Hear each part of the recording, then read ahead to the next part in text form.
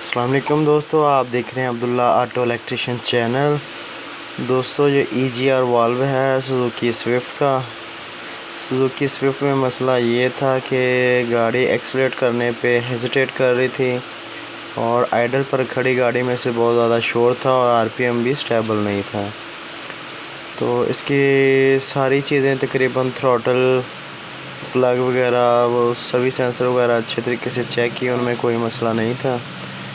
ठीक है, EGR valve की सूरत हाल आप देख सकते हैं। ये तो कुछ ख़ास ख़राब नहीं है, इसमें कोई इतना जो कार्बन नहीं है, लेकिन जो इसका इनटेक मैनिफोल्ड के साथ पाइप लगता है उसमें काफ़ी ज़्यादा ब्लॉकेज थी, जिसकी वजह से EGR वाल्व प्रॉपर वर्किंग नहीं कर रहा था और इंजन में से बहुत ज़्यादा शोर था। आइडल पर खड़ी हुई और RPM भी स्टेबल नहीं था और तकरीबन ये जो 40 किलोमीटर पर आवर से नीचे इसका जो एक्सीलेटर रिस्पॉन्स है वो अच्छा नहीं था।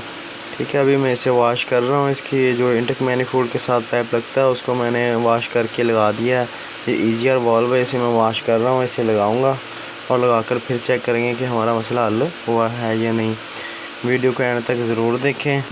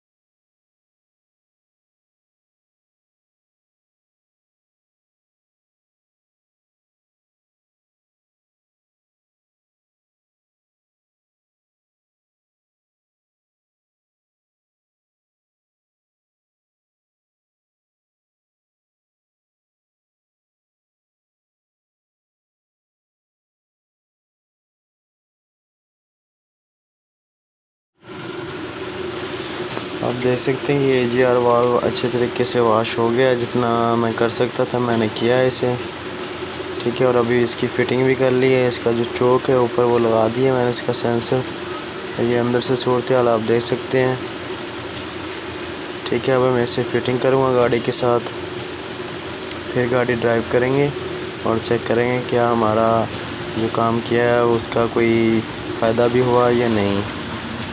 ठीक है, इस तरीके से ये लगता है। ये जो होल आपको सामने नज़र आ रहा है ये एग्जॉस्ट मैनिफोल्ड की तरफ से आ रहा है और ये पाइप उसका इनटेक मैनिफोल्ड की तरफ से आ रहा है और इस तरह ये EGR वाल्व लगता है। आप देख सकते हैं कि मैं गाड़ी ड्राइव कर रहा हूँ और गाड़ी बिल्कुल अच्छा रिस्पांस दे रही है एक्सीलेटर के हिसाब से और बिल्कुल ज़बरदस्त है, क्योंकि ये 20 से 40 के दरमियान एक्सीलेटर अच्छा नहीं लेते थे। उससे आगे जाकर तकरीबन ठीक ही एक्सीलेटर रहती थी। तो अब ये बेहतरीन चल रही है। आप भी इसी तरह मैं EGR वाल्व को वॉश कर सकते हैं।